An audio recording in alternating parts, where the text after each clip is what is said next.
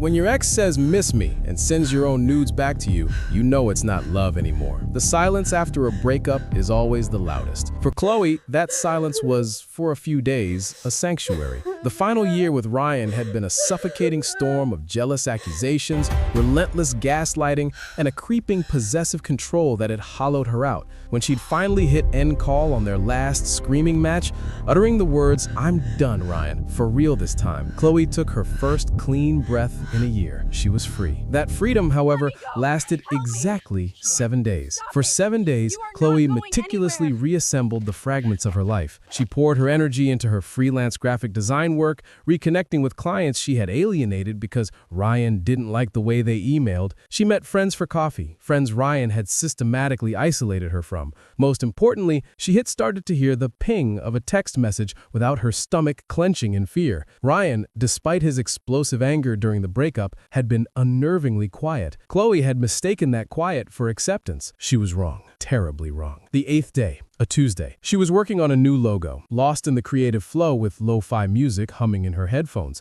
a warm mug of tea steaming beside her laptop. That's when her phone screen lit up. A ping that, a day before, would have been mundane, now felt like a gunshot in the quiet room. It wasn't from Ryan, an unknown number. Miss me? Chloe frowned, annoyed. Probably a wrong number. She was about to delete it when a second message came through. This time, an image. No, a video screenshot. A frame, grainy and dark, but clear enough to make her blood run cold. She knew the room. She knew the curve of her own shoulder. A moment of intimacy, a moment of trust she had shared, a moment she thought was theirs. Who is this? She typed, her fingers clumsy and cold. No reply. Her heart was hammering against her ribs, a frantic bird in a cage. She scrambled to find Ryan's contact, ready to demand an explanation, but before she could, a new message popped up, this time from Ryan's official number. The unknown number went dark. Ryan's message was simple. Heard you're enjoying the single life. Chloe's breath hitched. She typed, "Ryan, what the hell is this? What was that number? That screenshot?" "Oh, that?" His reply was instantaneous. He'd been sitting there, phone in hand, waiting. "That's the trailer. The main feature is much better, baby." "You're sick! You delete that right now, Ryan. Delete all of it!" Her words were furious, but a cold dread was already coiling in her stomach. "Delete? Why? I was thinking of sharing. With your friends, your family. What about your dad's new boss? I hear he's old-fashioned. I bet he'd love to see your top employee's daughter, her talents." Every word was a calculated blow. Every syllable was designed to turn her newfound freedom into a digital prison. You can't do this," she typed. But the righteous anger was already fading, replaced by a hollow, sickening fear. "Why can't I, Chloe? You deleted me from your life. You threw me away. I'm showing you that deleting things isn't that easy. I have everything, Chloe. Every picture, every video. The ones you sent, the ones we made, the ones you begged me to delete. They were ours. Now they're mine. And my little collection of your nudes is waiting for an audience." The floor felt like dropping out from under her. Her hand spasmed. The mug of tea toppled, shattering on the hardwood floor, but Chloe didn't even flinch at the sound. Her entire universe had shrunk to the glowing 6-inch screen in her hand. "What do you want?" she finally typed. The worst possible question she could have asked. The question that handed him all the power. Let me think. "For now, I want to talk, like we used to. You don't get to ignore me anymore, Chloe, ever." The first demand. It sounded small, deceptively simple, but a hook. Chloe nodded, a tiny, jerky movement. He could see her. "Okay," she wrote. "I'll talk. Just please, Ryan, don't send them." "In good time, Chloe. In good time. Everything has a price, and you are starting to pay yours." That night, Chloe didn't sleep. Her mind raced, a frantic maze of dead ends. Why not go to the police? Because the moment she did, she knew Ryan. He'd hit send out of sheer spite. Revenge porn laws are for after the damage was done, after her life, her career, her family's reputation were shattered. He had the leverage, he had the weapon, and his finger was on the trigger. She was trapped in a dark room, and Ryan was on the other side of the door, holding the only key, and he was laughing. The next few days were a descent into hell. Her life was no longer her own. It started with good morning texts and ended with good night demands. But they weren't simple texts. "What are you wearing? Send me a pic." She tried to refuse. "No, Ryan, that's not fair." "Fair? Okay, I'm looking at your mom's Facebook page right now. She seems sweet. All her church friends, I wonder if they use Dropbox." Her hands shaking, Chloe snapped a photo of herself in her sweatpants and t-shirt, feeling disgusted and violated. "Good girl," his reply came. "See, that wasn't hard." But it didn't stop. The demands escalated. "Video call me. I want to see you. You were at the downtown cafe today. Who was that guy you were laughing with? He was watching her, whether through her social media or had he installed something on her phone? Her laptop? The paranoia was suffocating. She immediately put a piece of black tape over her laptop's camera. She was a digital puppet, and Ryan was pulling every string. This nightmare continued for a week. Chloe was a ghost. Her work was suffering. She was jumpy, irritable, and sinking into a depression deep she could barely breathe. Then, Ryan made his next move. I'm tired of texting, his message pinged, making her jump. I want to see you. In person, tomorrow night. Our spot. Chloe's blood froze. Our spot. An abandoned quarry overlook, miles outside of town. Secluded. Isolated.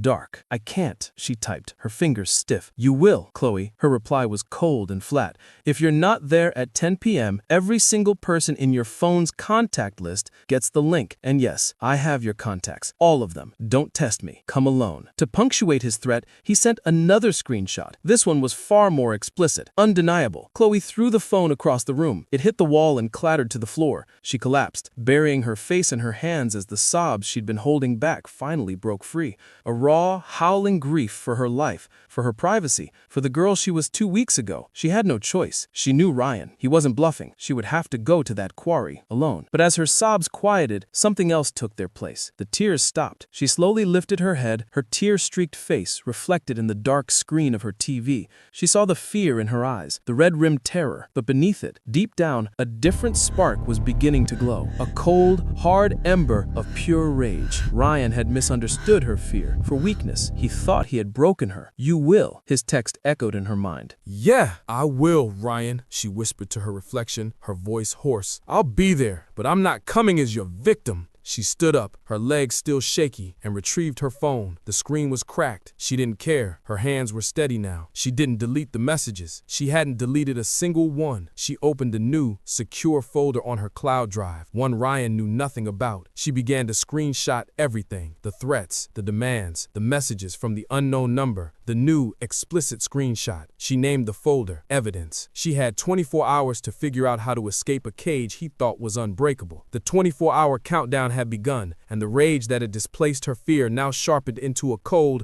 diamond-hard focus. Chloe stood in her apartment, but it no longer felt like her sanctuary. The cage. Ryan's text, "Who was that guy you were laughing with?" echoed in her mind. He wasn't guessing. He knew. That paranoia she'd felt, the tape over her laptop camera, it wasn't enough. She had to assume everything was compromised. Her phone, her laptop, her Wi-Fi, even her apartment. Ryan had always been handy with tech, a trait she once found impressive and now found terrifying. He had a key to this apartment for over a year. Had he planted a camera, a microphone?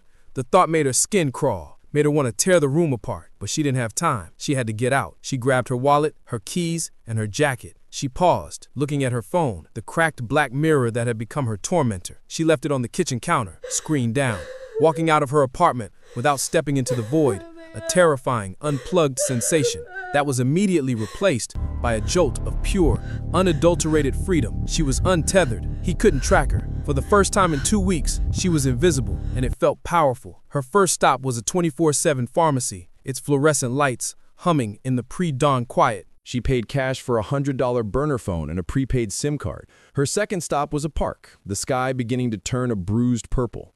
She sat on a cold, damp bench, activated the cheap phone, and dialed a number she knew by heart. It rang twice. "Chloe? It's 5 a.m. Is that you? What's this weird number?" The voice on the other end was groggy, but instantly recognizable. Jenna, her best friend and, more importantly, a senior cybersecurity analyst for a major tech firm. Ryan had always hated Jenna, calling her a know-it-all bitch, mostly because Jenna could see right through him.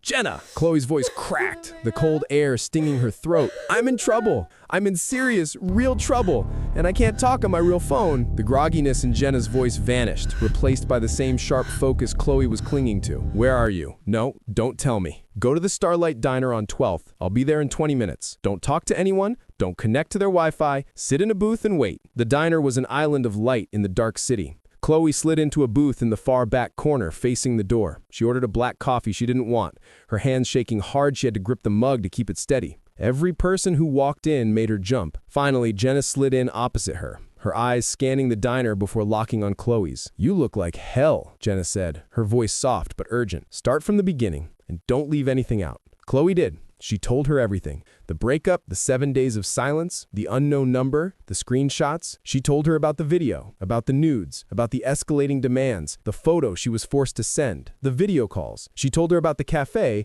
and Ryan knowing. And then she told her about the query, the 10 p.m. deadline, the threat to her entire contact list. Jenna listened, her expression hardening from concern to a cold professional fury. She didn't interrupt. When Chloe finished, her voice a raw whisper, Jenna was silent for a full minute, her fingers drumming a rapid, angry beat on the formica table. Okay, he's not an asshole. He's a criminal. What he's doing is extortion. It's digital stalking. And in this state, the revenge porn threat alone could get him 5 years. The "who were you with" text, that confirms it. He's got spyware on your phone. 100%. A keylogger, even full remote access. He's been reading your texts, probably listening to your calls, watching you. Chloe felt sick. The validation of her paranosis offering no comfort, only more violation. "What about my apartment?" she whispered. "Could he?" "Don't go back there," Jenna said, her voice firm. "Not until we can sweep it. You'll stay at my place. But first, we fight back. You did the right thing starting that evidence folder. Now we make it chain of custody clean." For the next 2 hours, the diner booth became a war room. Jenna pulled out her own laptop. "We need to get all that evidence off your devices, but we can't risk him knowing. We can't factory reset, or he'll know you're fighting back and he'll hit send. We have to be smarter. We're going to use a data recovery tool to clone your phone's drive without even unlocking the screen. I have one at my place. We'll get a perfect, time-stamped copy of every message, every threat, every deleted file fragment. It will be admissible. It will be everything." A spark of hope, fragile but real, flickered in Chloe's chest. She wasn't alone. She had an ally. She had an expert. "But what about the quarry, Jenna?" Chloe asked, the dread returning. "He said 10 p.m. If I don't show, you're not going. It's insane. It's a secluded spot. He's unhinged. No, we go to the police right now." "We can't," Chloe insisted, grabbing Jenna's arm. "You don't know him. The second he gets a whiff of a cup, he'll upload. He's a narcissist. He'd rather burn us both down than lose. I know him. The police can only clean up the mess after he's ruined my life. I have to stop him before." She stared at her, seeing the steel that had replaced the tears. "Then what's the plan, Chloe? You can't show up and beg him to stop." "I know," Chloe said, her voice quiet, the cold rage settling back into her bones. "I know. He wants to meet me in his dark, isolated place. He wants me to be a victim, but I'm not. I'm not that girl anymore. He thinks he's a director? Fine. I'm going to flip the script. He wants to meet in the dark? I'm bringing the..." She paused. "I'm bringing the light. He wants a show? I'll give him one." Jenna's eyes widened slightly. "What are you thinking? He wants to record me? I'm going to record him. I'm going to get him to confess everything. The blackmail, the stalking, the threats. I'm not going there to be his victim. I'm going there as a witness. And I'm going to build a cage, small and tight, that he can never, ever get out of." They left the diner, the sun starting to break the horizon, painting the sky in angry reds and oranges. The clock was ticking. They had less than 16 hours. They drove to Jenna's apartment, a high-security building Ryan didn't even know the address to. The first order of business, Operation Trojan Horse. They were going to turn Chloe's phone from Ryan's weapon into her own weapon. And they were going to make sure that when Chloe walked into that quarry, she wasn't walking in alone. Not. The sun was high and bright now, a cruel mockery of the darkness Chloe felt inside. Jenna's apartment, however, was a fortress of calm, controlled energy. While Chloe showered and borrowed a change of clothes, Jenna was already at work, her personal laptop open next to Chloe's cracked, silent phone on the dining table. "Okay, first things first," she said, connecting a series of cables and a small black hard drive to her machine.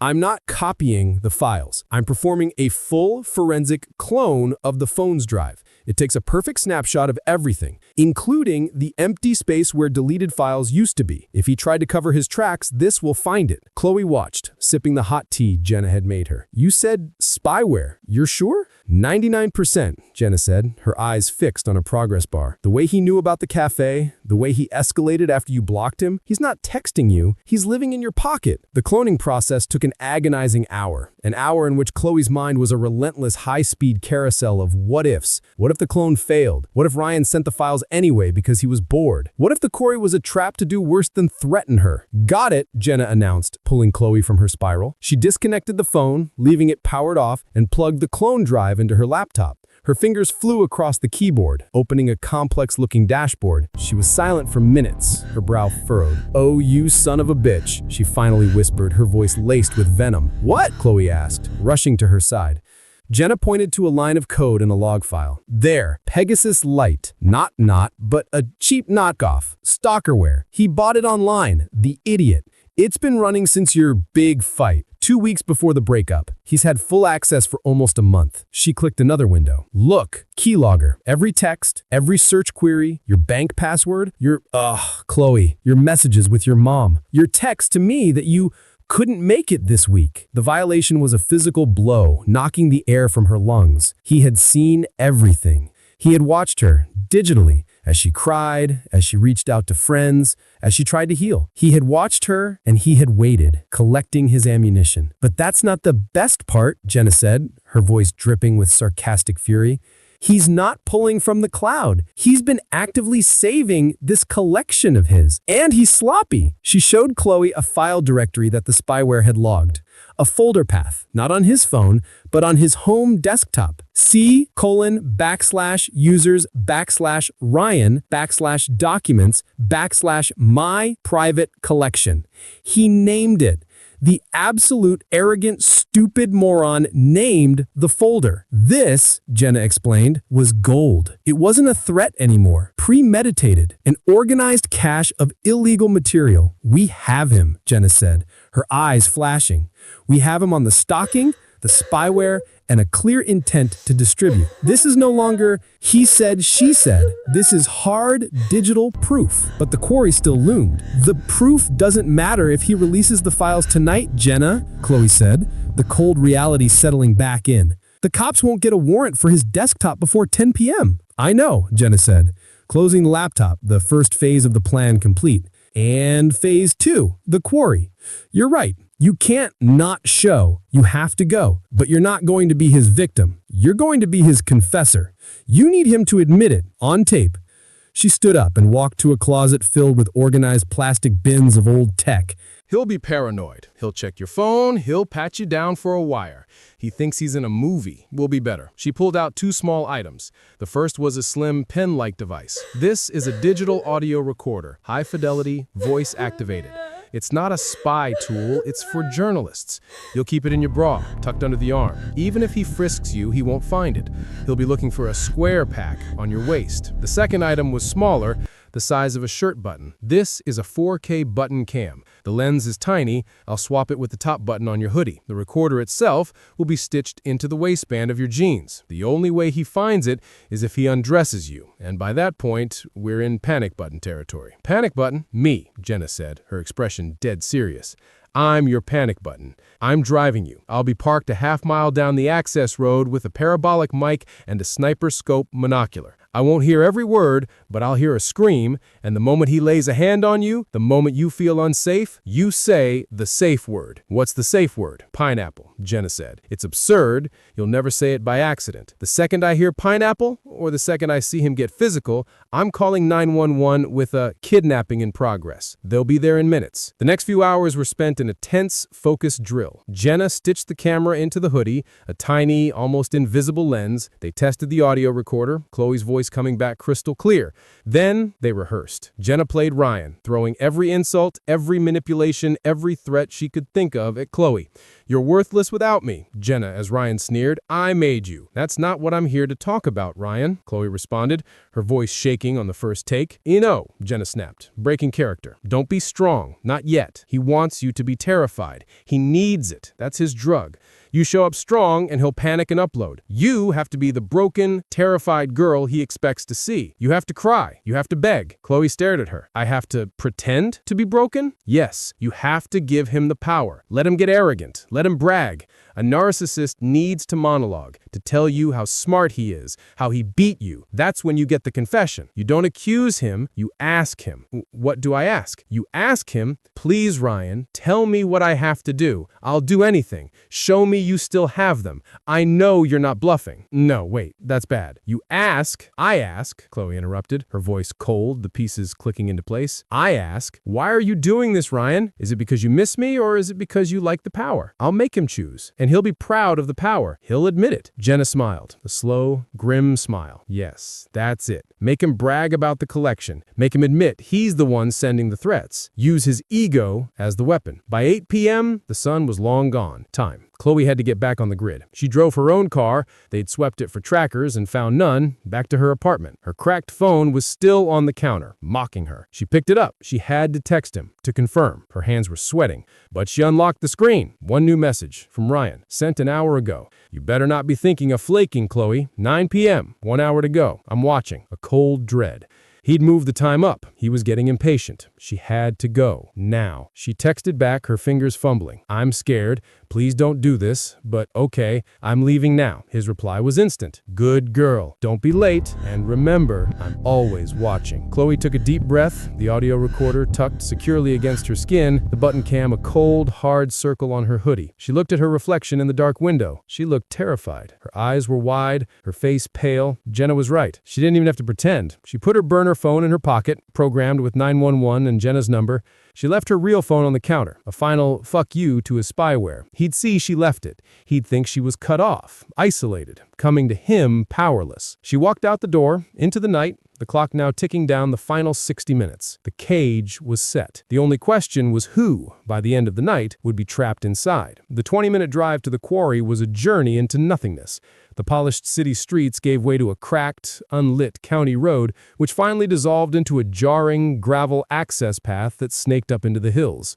The only light came from her own headlights, cutting a weak tunnel through the oppressive, absolute dark. Her tires crunched on the stones, the sound loud and lonely. She'd sent Jenna a one-word text on the burner phone before she left the city limits, moving. Jenna's reply was instant. Heard. I'm in position. I have eyes on the access road. You are not alone. Remember the word. Chloe's knuckles were white on the steering wheel. The car, her little Toyota, felt fragile and small, a tin can in the wilderness. She reached the overlook, a wide, flat patch of dirt surrounded by a low, crumbling stone wall, beyond which was nothing but a sheer, black drop into the quarry pit. The view of the city lights, far away, they looked like a fallen constellation, was the only beautiful thing about this terrifying place. She killed the engine. The sudden silence was absolute, a heavy blanket that smothered all sound. Then a new sound, a car door slamming. He was already here. Ryan emerged from the shadow of his own black truck, which had been parked in the deeper darkness at the edge of the clearing. He was a silhouette against the faint, starry sky, a shape of pure menace. You're late, he voice cut through the air, casual, arrogant. He'd moved the time up and was still blaming her, the old familiar mind game. I got lost, Chloe whispered, her voice a perfect copy of the fear churning in her gut. This wasn't hard to fake. Get out of the car, Chloe. She did, her legs feeling like jelly. The button cam on her hoodie was pointed right at him. The air was cold, biting at her skin. Phone, he commanded, holding his hand out. It wasn't a question. Her heart hammered. She pulled the cheap burner phone from her pocket and placed it in his hand. He clicked it on, the cheap screen illuminating his face. He had a smug, cruel smirk. A burner? How predictable. He scrolled through it. Jenna, of course, your little tech nerd protector. Did you think she wouldn't check? He laughed, a short, barking sound that held no humor. Did you think she could help you? He didn't wait for an answer. With a sudden, violent motion, he hurled the phone over the cliff edge. It vanished instantly. She didn't hear it land. No one's coming to save you, Chloe, he said, stepping closer. The full force of his arrogance was a tangible thing. He knew from his spyware that her real phone was sitting on her kitchen counter. He had watched her leave it. In his mind, he had destroyed her last desperate lifeline. He thought she was utterly cut off. Turn around, he snapped. Hands on the hood of your car. Chloe's breath hitched. This was it, the real test. Don't say pineapple. Don't say pineapple, she chanted in her head. She turned, placing her palms on the cold metal. She squeezed her eyes shut as she heard his footsteps on the gravel, stopping right behind her. His hands landed on her waist, and it took every ounce of her self-control not to flinch or scream. He was rough. His hands ran up her sides, over her ribs, his fingers digging in. He was searching for a square, hard wire pack, like in the movies. His thumbs brushed the side of her bra, right over the pen recorder. Chloe held her breath. He was looking for a box, not a cylinder. He moved on. His hands went to her waistband, fumbling. his knuckles grazing the stitched-in recorder for the button cam. He was an amateur, clumsy and predictable. Clean, he muttered to himself. He seemed almost disappointed. He grabbed her arm and spun her around, pushing her back against the car. He was close now, too close. She could smell the beer on his breath, see the excited, dark glint in his eyes. He was enjoying this. He was high on her fear and his own power. "See," he whispered, his voice a grotesque imitation of the intimacy they once shared. "No one to help you, no phone, you and me, like old times." He thought he had complete control. He thought he had stripped her bare. Now, the performance had to begin. "Ryan, please," Chloe's voice broke, and the tears that came to her eyes were terrifyingly real. "Please don't do this. I'm scared." "Oh, I know you are," he purred, his hand coming up to her face. She flinched, and he smiled. "That's how I like you. Broken, scared." She stood in the pale dawn, breathing in the air of her freedom. This wasn't the end of the story, but the beginning of one written on her own terms, stronger, sharper, and unafraid.